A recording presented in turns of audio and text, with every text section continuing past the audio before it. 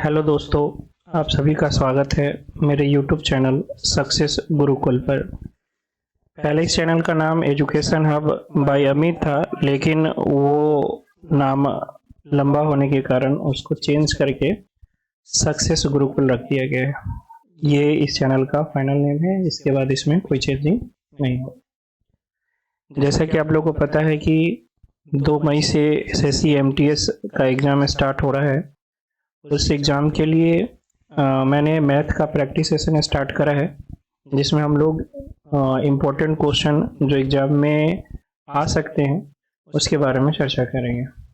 आज का पहला प्रश्न है, यदि लाभ विक्रयमूल्य का 20% है तो ज्ञात करना है कि लाभ जो है क्रयमूल्य का कितना प्रतिशत होगा।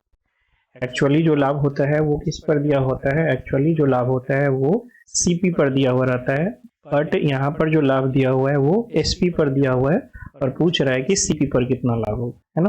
तो SP पर जो लाभ दिया हुआ है यानी लाभ जो है वो SP का 20% है। जो प्रॉफिट है आपका, जो प्रॉफिट है वो 20% है। किस चीज का? 20% है SP का, यानी 20% का मतलब हो गया 1/5। तो SP का 1/5 है, मतलब SP अगर 5 है तो प्रॉफिट कितना है? 1। SP 5 है तो प्रॉफिट 1 है, कहने का मतलब CP कितना हो जाएगा? तो CP हो जाएगा 4, है ना। SP 5 है, प्रॉफिट 1 का, तो CP कितना हो जाएगा? 4। तो हम लोग प्रॉफिट परसेंटेज बता सकते हैं CP पर कि 1 का लाभ है कितना पर? 4 पर, और परसेंटेज बदलने के लिए 100%। ठीक है, तो 4 से कट जाएगा ये 25 बार में, यानी जो प्रॉफिट परसेंटेज है वो क्रयमूल्य का कितना है? 25% है।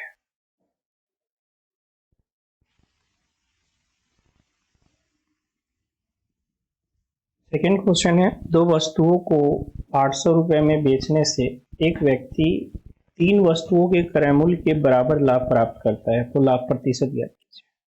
एक व्यक्ति 2 वस्तु बेचा है ना, और उसको बेचने पर उसका जो लाभ है वो 3 वस्तुओं के क्रयमूल्य के बराबर, 3 वस्तुओं के क्रयमूल्य के बराबर है लाभ, है ना। तो आप सभी को पता है कि SP इक्वल टू लाभ के केस में क्या होता है? CP plus profit, CP plus profit, है ना। यहाँ कितनी वस्तुओं को बेचा जा रहा है? 2 वस्तुओं को, तो 2 वस्तुओं का जो CP होगा, सॉरी 2 वस्तुओं का जो SP होगा वो 2 वस्तुओं के CP प्लस प्रॉफिट के बराबर हो। और प्रॉफिट कितना हो रहा है? 3 वस्तुओं के CP के बराबर, 3 वस्तुओं के CP के बराबर, है ना। तो यहाँ से कह सकते हैं कि 2SP जो है वो कितना के बराबर हो गया? 5 CP के बराबर हो, यानी SP by CP equal to हो गया 5/2। कहने का मतलब अगर वस्तु का क्रय मूल्य 2 रुपया का है, तो वस्तु का क्रय मूल्य 2 रुपया है तो वस्तु का विक्रय मूल्य कितना है? 5 रुपया। तो प्रॉफिट कितना हुआ? प्रॉफिट कितना का हुआ? 3 का प्रॉफिट हो गया, है ना। कोई पूछे कितना में, तो CP में, यानी 2 पर, और परसेंटेज में बदलने पर, परसेंटेज बदलने के लिए 100 से। यहाँ से 2 से कट गया 50 बार में, ये आपके पास आ गया 150%, यानी उस व्यक्ति को परसेंटेज लाभ कितना हुआ? 150। ठीक है, यहाँ पे इस 800 रुपया का कोई काम नहीं है। ये कितना में बेचा वो हमें नहीं भी पता होगा तो हम उसका प्रॉफिट परसेंटेज बता सकते हैं। कह रहा है A और B की मासिक आय का अनुपात 11:3 है और उनके व्यय का अनुपात जो है वो 9:11 है। यदि दोनों प्रति माह 4000 रुपये की बचत करते हैं तो उनकी आय का अंतर ज्ञात कीजिए। ठीक है, 2 व्यक्ति है A और B, हमें दे रखा है इसके इनकम का रेशियो जो कि है 11:13, और हमें इसके व्यय यानी एक्सपेंडिचर का रेशियो दे रखा है कितना? 9:11। ठीक है, और दोनों जो है समान समान बचत करता है, यानी A भी प्रति महीना 4000 रुपया बचाता है और B भी प्रति महीना 4000 रुपया बचाता है। तो अगर यूनिट में इसका बचत देखे तो क्या हो जाएगा? 2 यूनिट, और इसका भी बचत देखे तो इसका भी बचत कितना है, 2 यूनिट ही है, और दोनों सामान रुपया भी बचा रहा है। इसका मतलब ये 2 यूनिट का वैल्यू ही कितना है, 4000 रुपये है। ठीक है, आपसे क्या पूछ रहा है, आपसे पूछ रहा है कि उनके आय का अंतर। तो ए की आय 11 थी, बी की आय 13 थी, तो इनके आय के अंतर कितने हो गए, 2 यूनिट, और 2 यूनिट का ही वैल्यू कितना है, 4000 रुपये है। यानी उनके आय का अंतर कितना हो गया, 4000 रुपये। पी और उनके 3 दोस्तों का औसत भार 55 केजी है। यदि पी अपने 3 दोस्तों के औसत भार से 4 केजी अधिक है तो पी का भार केजी में क्या है, ये पूछ रहा है। ठीक है, तो हम मान लेते हैं कि जो 3 दोस्त हैं, उन तीनों दोस्तों का जो औसत भार था वो x था, तो पी का जो औसत भार होगा वो क्या हो जाएगा, x प्लस 4, क्योंकि उसके औसत भार से 4 अधिक है। ठीक है, ये तीनों दोस्त का औसत भार है, तो इन तीनों का योगफल क्या हो जाएगा, तो गुना 3, ये मिला के हो गया इन चारों दोस्तों के भार का योगफल। और हमें पता है कि चारों का औसत 55 है, तो चारों के भार का योग क्या हो जाएगा, 55 गुना 4, यानी 4x इक्वल टू 220 माइनस 4, यानी 4x इक्वल टू 216, यानी x इक्वल टू कितना आ जाएगा, 24। बहुत सारे बच्चे गलती में 54 जो है आंसर टिक लगा के आ जाएंगे, है ना, बट हमसे क्या पूछ रहा है, p का भार क्या है, तो p का भार हमने क्या माना था, x प्लस 4, तो p का भार हो जाएगा x प्लस 4, यानी 54 प्लस 4 यानी 58। ठीक है, तो p का भार कितना केजी है, 58 केजी। इसको कॉन्सेप्ट से भी समझ सकते हैं। कॉन्सेप्ट क्या है कि 3 दोस्त है उसका और p को लेकर 4 दोस्त है, और चारों का जो औसत भार है वो कितना है, 55 केजी। ठीक, और p का जो भार है वो तीनों दोस्त के औसत भार से कितना है, 4 केजी कम है। अगर हम चारों दोस्त जो है, ये इसका औसत 55 है, मतलब क्या, प्रत्येक का भार जो है 55, प्रत्येक का भार जो है 55।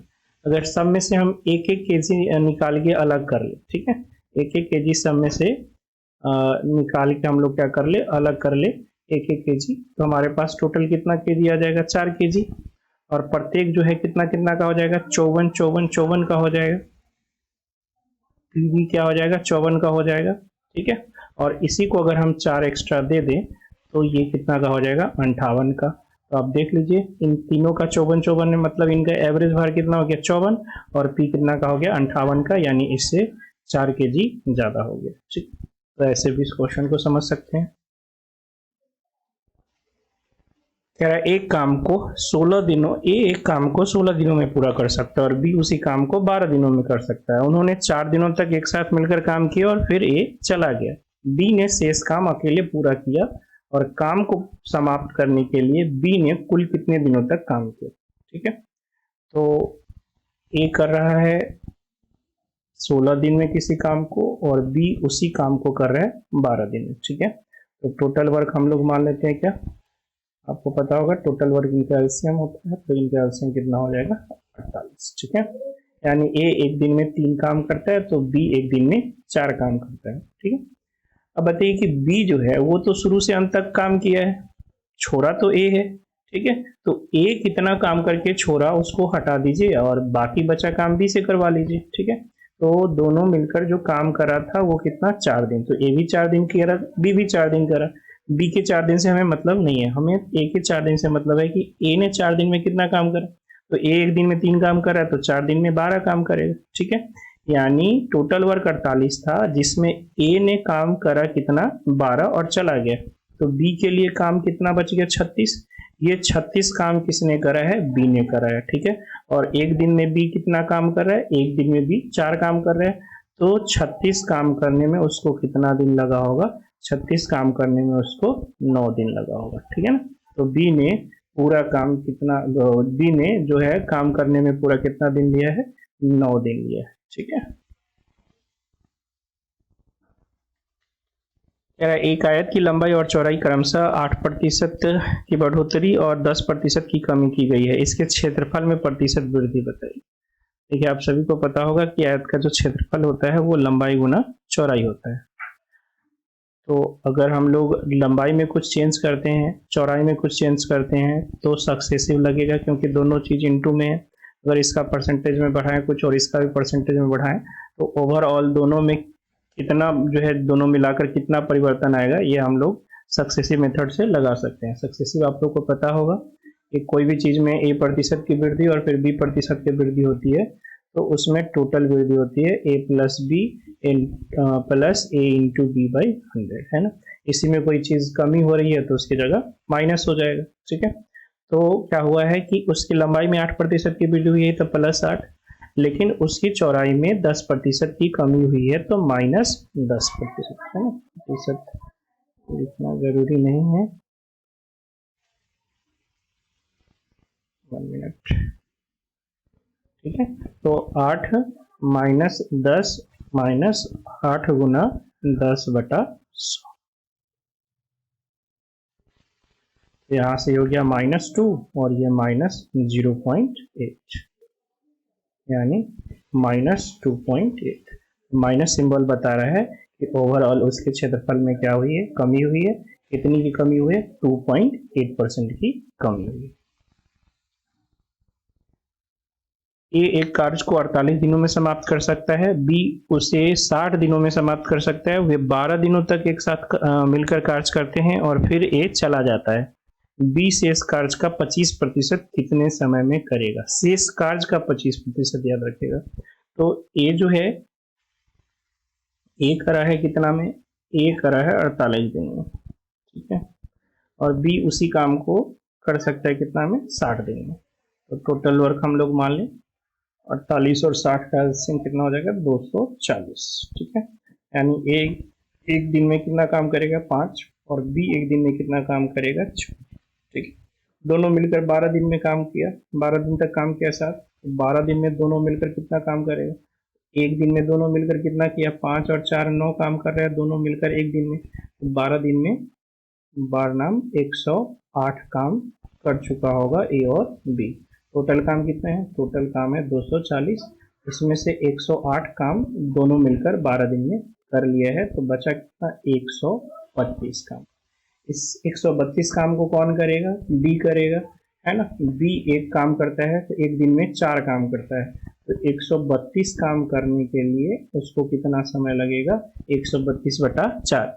बट हमें पूरा 132 काम नहीं कराना है, इसका कितना कराना है, 25%। तो इसका 25% कितना हो जाएगा, 1/4। 25% का मतलब 1/4, ठीक है। तो इस काम का 1/4 कराना है, तो 4 से कट जाएगा, 4 × 12, 4 × 12, यानी टोटल लगेंगे 33/4 दिन। बट उसने जो ऑप्शन दे रखा है वो घंटा में भी है, तो हम लोग इसको क्या लिख सकते हैं, 8 × 32 पूर्णांक 1/4, यानी 8 दिन और 1/4 दिन। 1/4 दिन का मतलब क्या हो जाएगा, 24 घंटा गुना 1/4, यानी 8 दिन 24 घंटा, ठीक है। तो बी को शेष काम का 25% करने में कितना समय लग जाएगा, 8 दिन 6 घंटा। यदि ब्याज को वार्षिक रूप से संयोजित किया जाता है तो 24,000 रुपये पर 10% प्रति वर्ष की दर से 2 वर्षों के लिए चक्रवृद्धि ब्याज ज्ञात कीजिए। तो 10% तो बहुत ही सिंपल डेटा है, आपको पता होगा कि 2 वर्ष के लिए हम लोग जो है टोटल इक्विवेलेंट निकाल लेते हैं, कितना इसको ब्याज देना पड़ा, ठीक है। तो 10 प्लस 10 प्लस 10 इंटू 10/100, यानी ओवरऑल 2 साल में इसको कितना ब्याज देना पड़ा है, 21% ब्याज देना पड़ा है। तो ये दिया हुआ है 24,000 मूलधन, 24,000 का 21% हम लोगों को निकालना है, ठीक है। तो 2 जीरो से 2 जीरो कैंसिल, और 1 जीरो के बाद यूनिट डिजिट जो है इसका सेकेंड डिजिट यानी टेंस डिजिट जो है वो 4 होना चाहिए, और वो एक ही ऑप्शन है, ऑप्शन नंबर बी में, यानी इसका आंसर हो जाएगा 50/40, ठीक है। अगर 200 और 400 के बीच ऐसी कितनी संख्याएं हैं जो 6 और 5 दोनों से विभाज्य, 6 और 5 दोनों। तो वैसी संख्या हमें बतानी है, वैसी संख्याओं की संख्या बतानी है जो 200 और 400 के बीच हो और 6 और 5 से कट रहा हो। 6 और 5 से कटने का मतलब किससे कटना, 30 से कटना, है ना। जो 6 और 5 मतलब क्या, 6 और 5 के एलसीएम से कटना, तो 6 और 5 का एलसीएम कितना हो जाएगा 30। तो हमें 200 और 400 के बीच वैसी संख्या बतानी है जो 30 से कटता हो। ठीक है, तो पहले हम लोग देख लेते हैं कि 400 तक, 0 से लेकर 400 तक कितनी संख्याएं हैं जो 30 से कटती है। तो क्या करेंगे, 400 में 30 से भाग कर देंगे, है ना। तो 13 तिहाई 39 यानी 390 आ जाएगा, यानी 13। 400 तक जो है, 0 से लेकर 400 तक 13 ऐसी संख्याएं हैं जो किससे कटती हैं, 30 से कटती हैं। और फिर हम लोग 200 में अगर इस 30 से भाग कर दें तो हमें पता चल जाएगा कि 200 तक ऐसी कितनी संख्या है जो 30 से कटती हैं। तो ये कितना आ जाएगा, 30 छक 18 है ना, यानी 6। तो 200 तक ऐसी संख्याएं जो 30 से कटने वाली वो 6 हैं, और 400 तक 30 से कटने वाली संख्याएं 13 हैं। तो 200 और 400 के बीच कितनी संख्याएं हो जाएंगी, तो 13 माइनस 6 यानी 7। तो 200 और 400 के बीच 7 ऐसी संख्याएं हैं जो 6 और 5 दोनों से विभाजित है।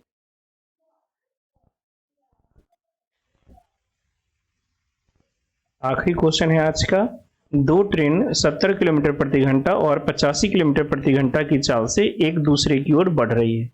उनकी लंबाइयां क्रमशः 210 मीटर और 255 मीटर है। तो वे एक दूसरे को पूरी तरह से पार करने में कितना समय लेगी।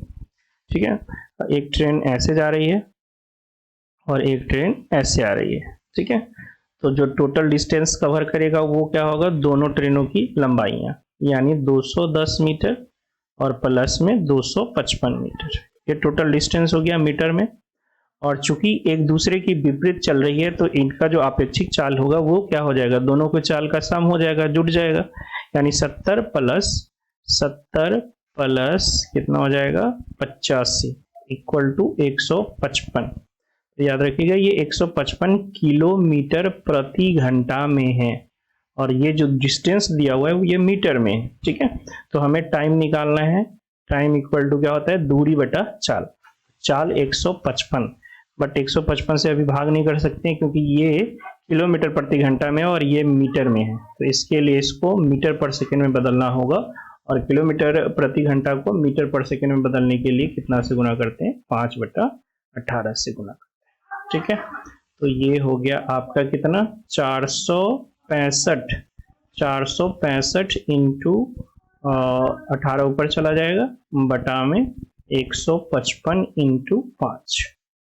ठीक है, तो 5 से कट गई ये, 5 9 45 और 5 3 15। ठीक है, और 31 से ये कट जाएगा 5 बार में, 31 3 93। तो ऊपर हो गया 18 3 54 बटा 5, 10 दशमलव कितना हो जाएगा 8, 10.8 सेकेंड। ये समय सेकेंड में क्यों आएगा, क्योंकि हमने इसको किस में बदल दिया था, मीटर प्रति सेकेंड में। तो मीटर से मीटर कैंसिल, सेकेंड ऊपर। तो इसका आंसर हो गया 10.8 सेकेंड में दोनों ट्रेन एक दूसरे को क्रॉस कर जाएगी। ठीक है, तो अगर आपको वीडियो पसंद आया तो वीडियो को लाइक करें, ज़्यादा से ज़्यादा शेयर करें, ताकि जो भी बच्चे एमटीएस का एग्ज़ाम दे रहे हैं वो मैथ में क्वालिफाई कर पाएँ। क्योंकि इस बार से तो मैथ और रीजनिंग सिर्फ क्वालिफाइंग हो चुका है, क्योंकि इसके मार्क्स अब फाइनल मेरिट में जुटेंगे नहीं। फाइनल मेरिट आपके इंग्लिश और जो है जीके जीएस के मार्क्स के आधार पर बनेंगे। ठीक है, तो कमेंट करके ज़रूर बताएं कि ये वीडियो आपको कैसा लगा, और आगे ये सीरीज ऐसे ही चलते रहेगा, और समय के साथ इसमें नंबर ऑफ क्वेश्चन जो है वो बढ़ेगा। ठीक है।